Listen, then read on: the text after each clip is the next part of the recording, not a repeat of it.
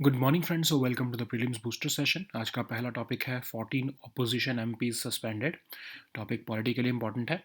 तो 14 ऑपोजिशन जो एमपीज हैं, जिसमें 13 लोकसभा के हैं और एक राज्यसभा के, उनको सस्पेंड कर दिया गया है क्योंकि वो प्रोटेस्ट कर रहे थे security breach in the parliament पे के कंटेक्स्ट में और अनरूली बिहेवियर कर रहे थे पार्लियामेंट के प्रिसिंक्ट्स में। ठीक है। तो सस्पेंशन ऑफ एमपीज जो हैं उसको जो डील करते हैं वो ये उसका एक तरह से कंटेक्स्ट है कि रोल और ड्यूटी ऑफ प्रिजाइडिंग ऑफिसर इसमें जो है वो हमें समझना होगा।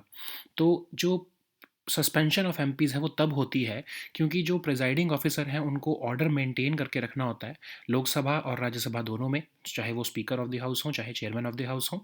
और उनको ये एम्पावर किया गया है कि वो किसी मेंबर को नाम लेकर जो है फोर्स कर सकते हैं कि वो विड्रॉ कर लें हाउस से। ठीक है। खासकर अगर उनका अनरूली बिहेवियर है तो अगर हम लोकसभा के कंटेक्स्ट में देखें तो रूल नंबर 373 कहता है कि जो स्पीकर हैं वो एक एमपी को विड्रॉ करने को कह सकते हैं हाउस में से अगर उस एमपी का डिसऑर्डरली कंडक्ट है। एमपी को जिसको कहा गया है उसको पूरे अगले जो पूरा दिन है जो उसकी सिटिंग में से एब्सेंट रहना होगा क्योंकि उनको विड्रॉ करने को कह दिया गया है।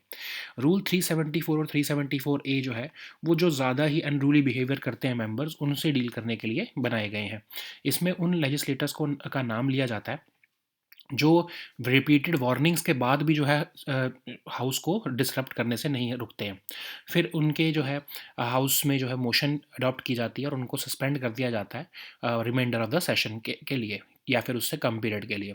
रूल 374 ए कहता है कि स्पीकर जो है वो किसी एमपी का नाम लेकर जिसका नाम लेते हैं पर्टिकुलरली वो ऑटोमेटिकली 5 दिन के लिए सस्पेंड हो जाते हैं अगर स्पीकर उनको कहें तो। ठीक है।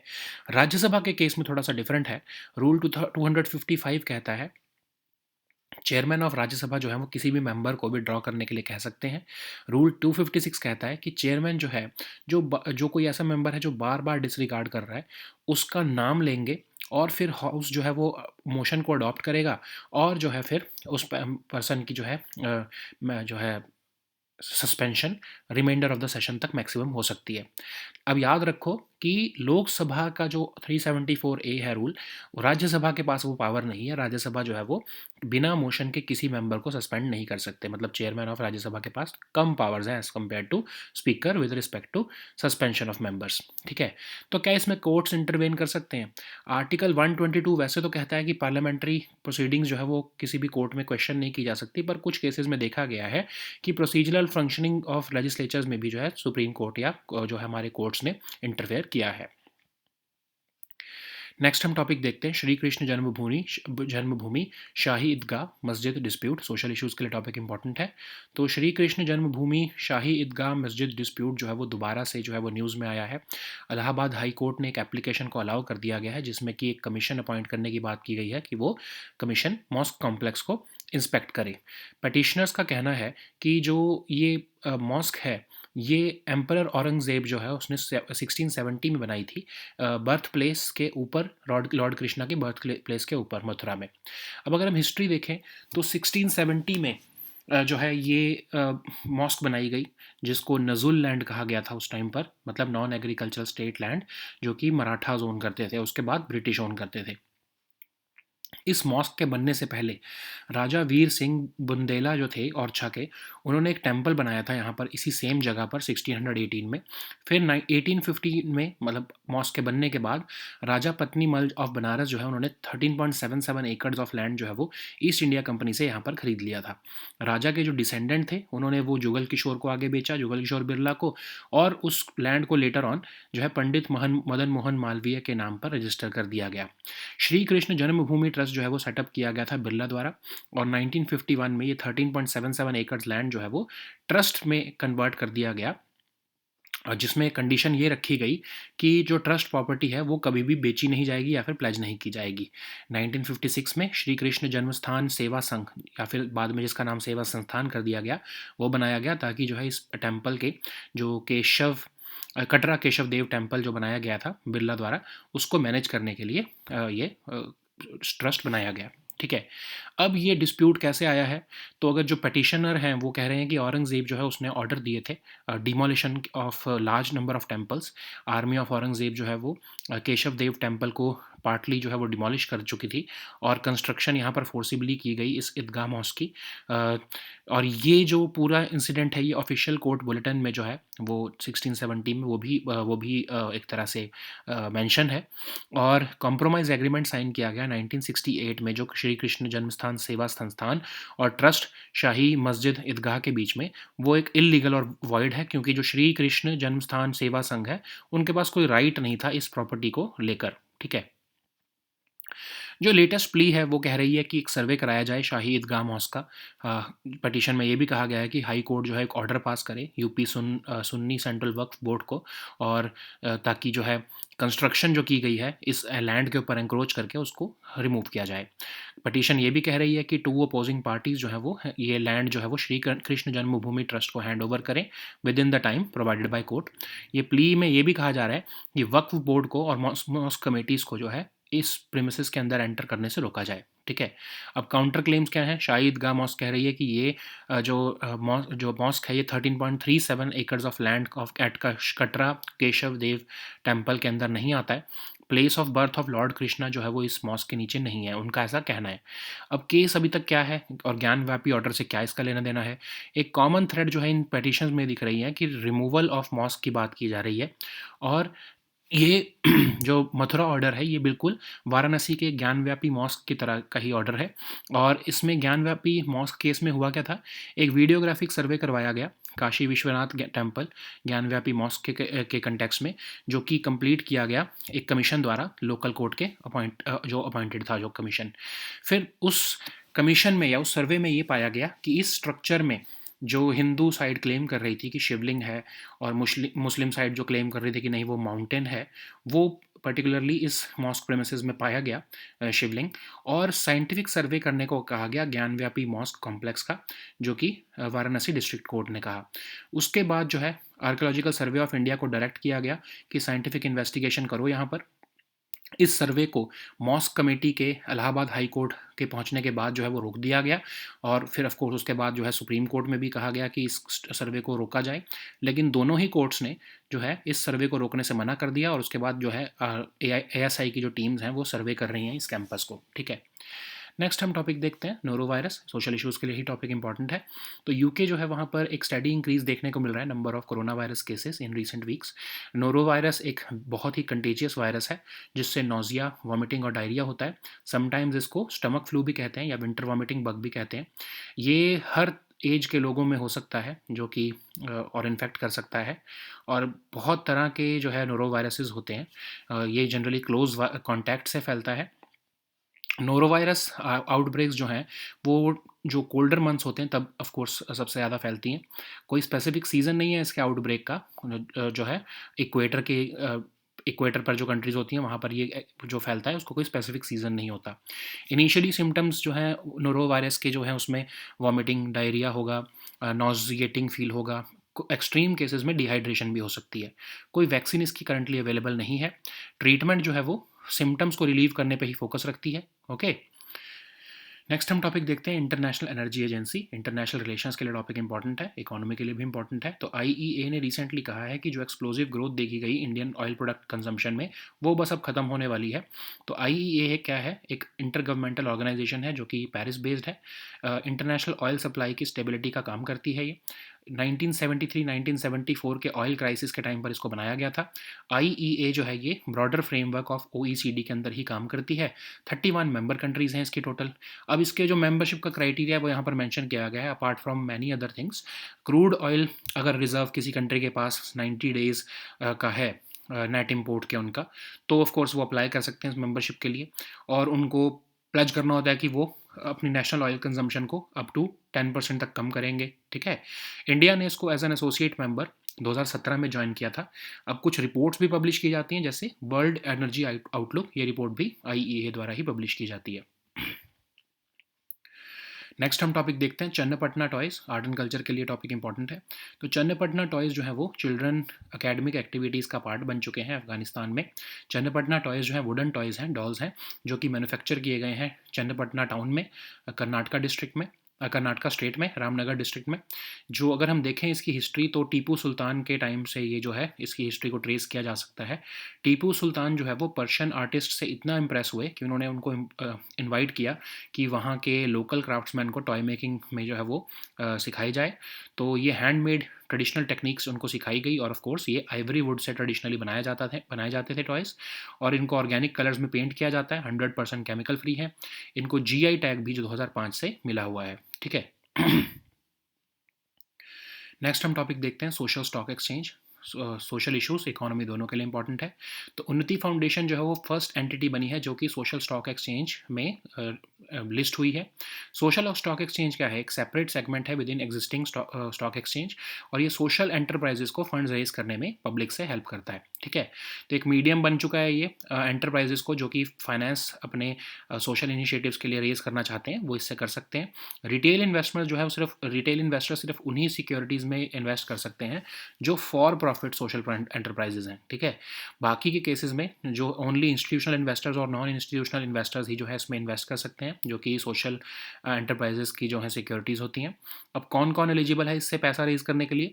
कोई भी नॉन प्रॉफिट ऑर्गेनाइजेशन या फॉर प्रॉफिट सोशल एंटरप्राइज जो कि हंगर, पॉवर्टी, माल न्यूट्रिशन, इनइक्वालिटी, एजुकेशन, एम्प्लॉयबिलिटी ऐसी जो है फील्ड्स में जो है वो सर्व कर रहे हैं, वो पैसा रेज कर सकते हैं। नेक्स्ट हम टॉपिक देखते हैं surrender value in insurance, economy के लिए टॉपिक इंपॉर्टेंट है। तो IRDAI ने रिसेंटली एक क्रूशियल कंसल्टेशन पेपर रिलीज़ किया है, ताकि जो है सरेंडर वैल्यू जो होती है लाइफ इंश्योरेंस पॉलिसीज़ की, उसको कैसे इंक्रीज़ किया जा सकता है। तो सरेंडर वैल्यू होती क्या है इंश्योरेंस में? तो जब आप कभी जो है लाइफ इंश्योरेंस लेते हो, लेकिन आप मेच्योरिटी से पहले उसे सरेंडर कर देते हो, तो जो आपको इंश्योरेंस कंपनी जितनी अमाउंट पे करेगी उसको हम सरेंडर वैल्यू कहते हैं। तो ये जनरली टर्म इंश्योरेंस पॉलिसीज़ पर ही जो है ये सरेंडर बेनिफिट मिलता है, ठीक है।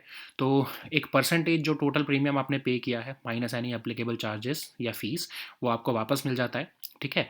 तो अब ये कितना अमाउंट मिलेगा ये डिटर्मिन ये आपका होता है बेस्ड की पॉलिसी का टर्म कितना हुआ है। मतलब आपने अगर बहुत लंबे टाइम से पॉलिसी ली हुई है तो ज़्यादा आपको सरेंडर वैल्यू मिलेगी। प्रीमियम आपने कितना पे किया है, ज़्यादा प्रीमियम पे किया तो हायर सरेंडर वैल्यू मिलेगी। अगर आपकी एज जो है वो कम है और आप सरेंडर कर रहे हो तो ऑफ कोर्स आपको सरेंडर वैल्यू ज़्यादा मिलेगी, ठीक है।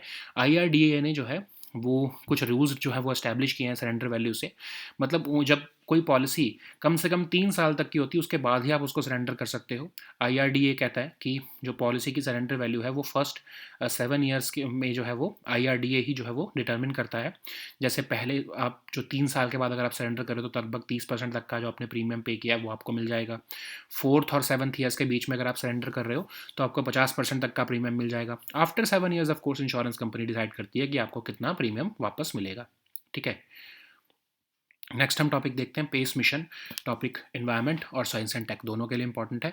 तो नासा जो है वो अपनी अर्थ के एटमॉस्फेयर की plankton, aerosol, cloud, ocean ecosystem mission के द्वारा जो है उसको इस मिशन के द्वारा जो है वो हमारे एयर क्वालिटी और क्लाइमेट को मेजर करने के लिए ये एक मिशन लॉन्च कर रही है अर्ली 2024 में। ये मिशन जो है ये एडवांस्ड पोलैरीमीटर्स का यूज़ करेगा, ताकि लाइट, एरोसोल्स और क्लाउड्स का जो इंटरप्ले है उसको स्टडी किया जा सके, ताकि हम समझ सकें कि एयर क्वालिटी और क्लाइमेट पर उसका क्या फ़र्क पड़ता है, ठीक है। तो पेस मिशन जो है वो कलर ऑफ द ओशन को तो स्टडी करेगा ही ऑफ कोर्स, और एरोसोल्स को भी एनालाइज करेगा, ठीक है। और उसका क्या ऑफ कोर्स मतलब कलर ऑफ द ओशन पर इम्पैक्ट होता है। तो जो प्राइमरी साइंस इंस्ट्रूमेंट इसमें यूज़ किया जा रहा है वो है ओशन कलर इंस्ट्रूमेंट, और इसमें 2 पोलैरीमीटर्स यूज़ किए जा रहे हैं, स्पेक्स 1 और हाफ 2। अब इस एटमॉस्फेरिक जो ये डेटा जो प्रोवाइड करेगा उससे हम एटमॉस्फेरिक करेक्शन कर पाएंगे, और एरोसोल और क्लाउड साइंस डेटा जो है वो हम समझ पाएंगे, ठीक है। एरोसोल्स क्या होते हैं? टाइनी पार्टिकल्स जैसे स्मोक, डस्ट या पॉल्यूटेंट्स, जो कि दिखते तो नहीं है लेकिन क्रूशियल रोल प्ले करते हैं हमारे क्लाइमेट को इन्फ्लुएंस करने का। एरोसोल्स क्योंकि आपके सनलाइट को अब्जॉर्ब और स्कैटर कर लेते हैं, तो जो सोलर एनर्जी कितनी अर्थ के सरफेस पर आएगी वो डिटरमिन कर पाते हैं, ठीक है। So now let us see all these topics in English.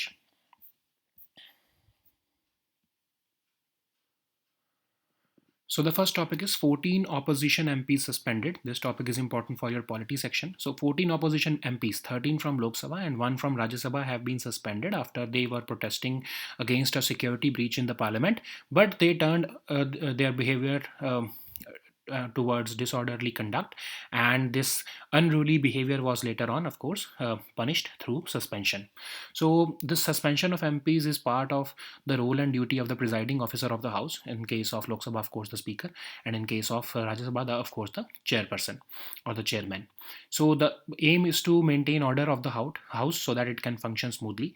So Speaker and Chairman have been empowered to force a member to withdraw from the House. So what are the rules? So for Lok Sabha, rule number 373 of the Rules of Procedure and Conduct of Business says that the Speaker can direct an MP to withdraw from the House for any disorderly conduct, and any member who has been asked to withdraw shall remain absent during the remainder of the day's sitting. But the rule 374 and 374A, they are dealing with more recalcitrant members, or those who are those who continue to disrupt the House even after repeated warnings. So in that case, the Speaker names those legislators, and the House starts then moving the motion to suspend those MPs for a period not exceeding the remainder of the session. So rule 374A was incorporated in the rule book so that Speaker can name an MP who shall then automatically stand suspended for 5 days also. Okay.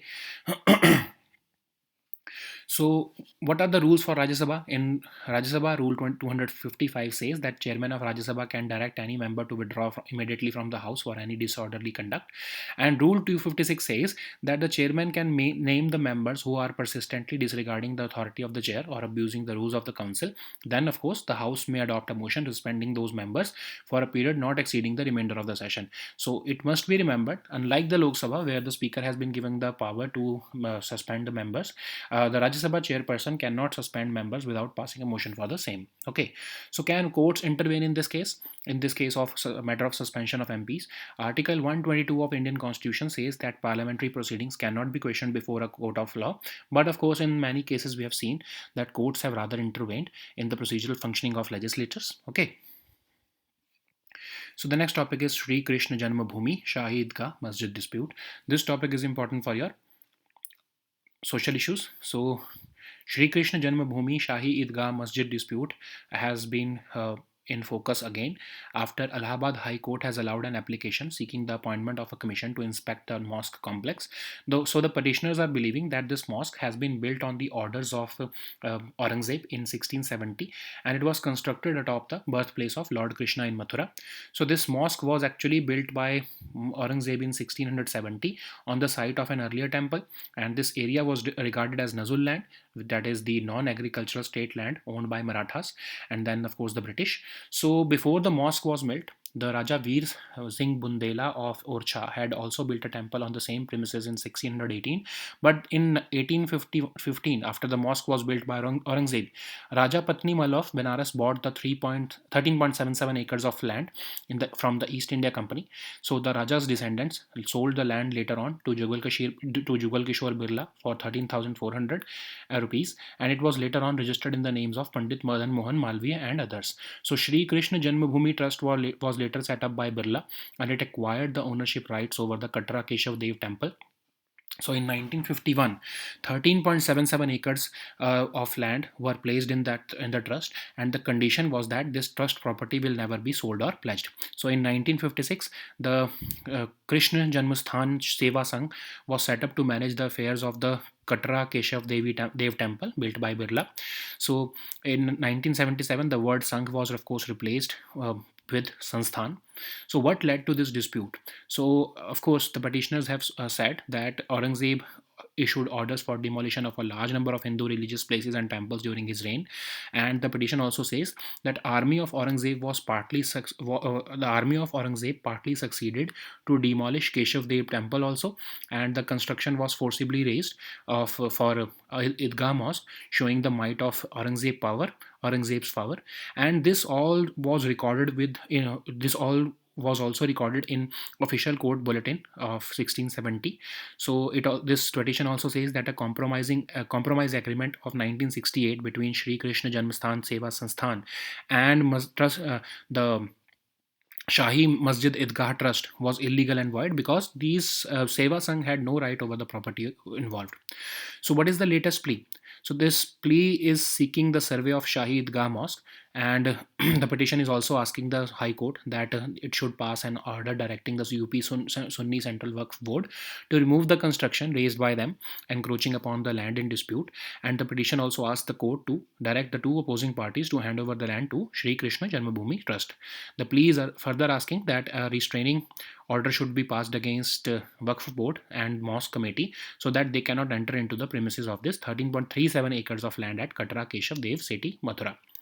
But there are counterclaims also. Shahi Idgah Mosque says that this mosque does not fall within the ambit of 13.37 acres of land at Katra Keshav Dev city, and the place of birth of Lord Krishna does not lie beneath the mosque. So what is the case so far, and what is the relationship with Gyanvapi order? So a common thread in all these petitions is a prayer for the removal of the mosque from the 13.77 acre complex, and this Mathura order is also similar to the one which was issued during Varanasi's Gyanvapi Mosque. So what has happened in the Gyanvapi Mosque case?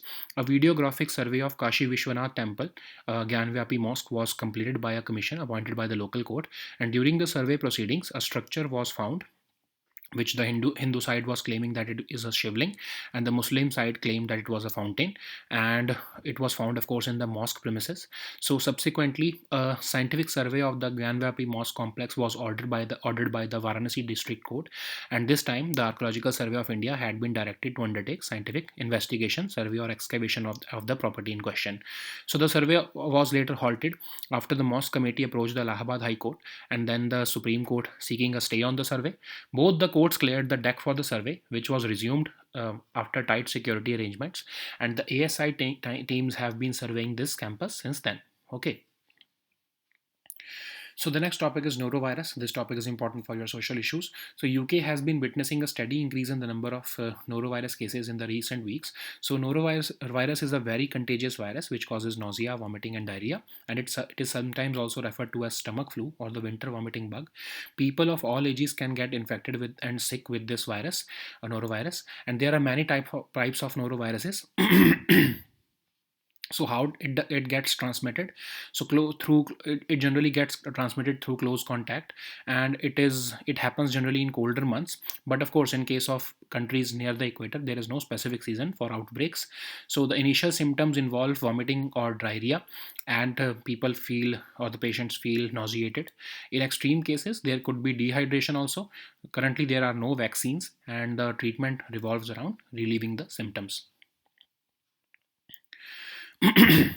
So the next topic is International Energy Agency. So IEA recently has said that the explosive growth in Indian oil product consumption may be coming to an end. So what is IEA? It is an intergovernmental organization based in Paris, and its mandate is to maintain the stability of the international oil supply. It was created in response to the oil crisis of 1973 and 1974, and it operates within the broader framework of OECD. Currently, it has about 31 member countries and 11 association countries. So what is the criteria for membership? A candidate who wants to apply or to be a member of this OECD must also demonstrate several other requirements like crude oil product reserves which are equivalent to 90 days of their previous year's net imports. They should also be have a program to reduce national oil consumption by up to 10%. Apart from there are many other conditions also.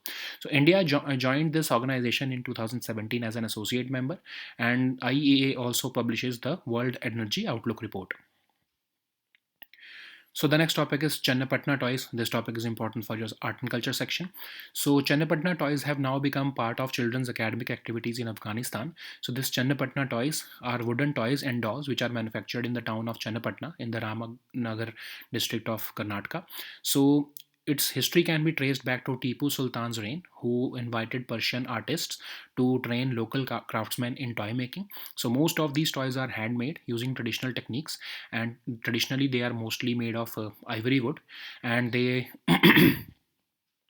they are painted in organic colors which are 100% chemical free.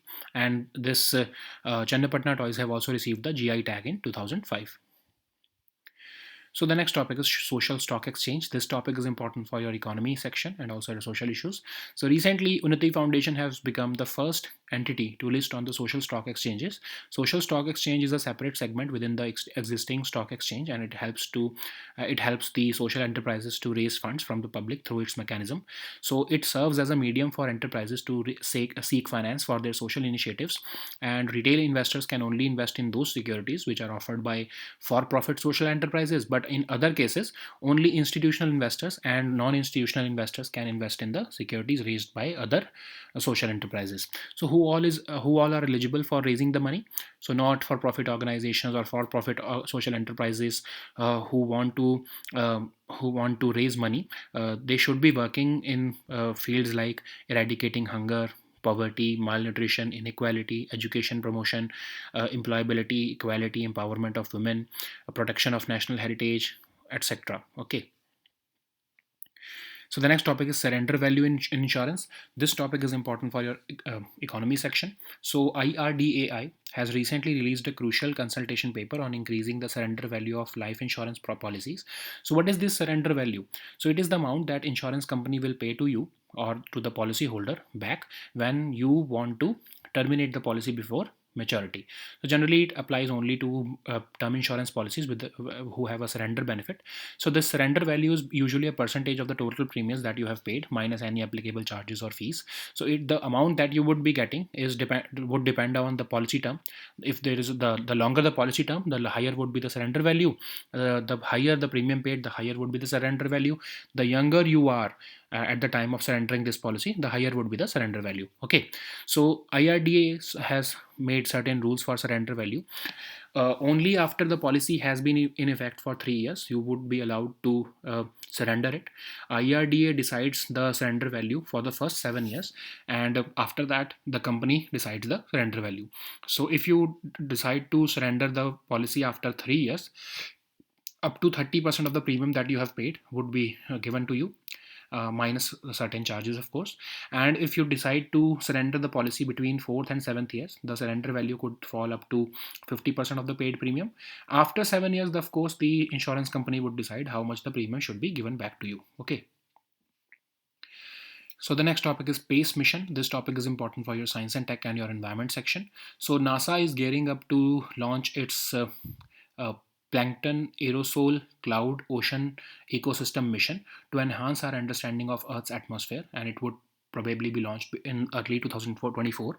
So the mission would employ advanced polarimeters to study the interplay of light, aerosols, and clouds, which contribute to a deeper comprehension of which would contribute to a deeper comprehension of their impact on air quality and climate. The space mission will not just analyze aerosols, but it would also delve into the studying of color of the ocean. The primary science instrument for PACE is the Ocean Color Instrument, and there are two polarimeters also: the Spectropolarimeter for planetary exploration, the SPEX1, and the Hyper Angular Research Polarimeter, the HARP2. So this combination would basically provide improved atmospheric correction and a comprehensive range of aerosol and cloud science data beyond what the OCI alone could achieve. Okay, so what are these aerosols? So aerosols are the tiny particles like smoke, dust, and pollutants, which may seem inconspicuous, but they play a crucial role in influencing our climate. How? Because they absorb and scatter the sunlight, so they are able to determine how much of solar energy reaches Earth's surface. Okay, so these were our topics for today. We'll meet next time on Monday now. Until then, goodbye and take care.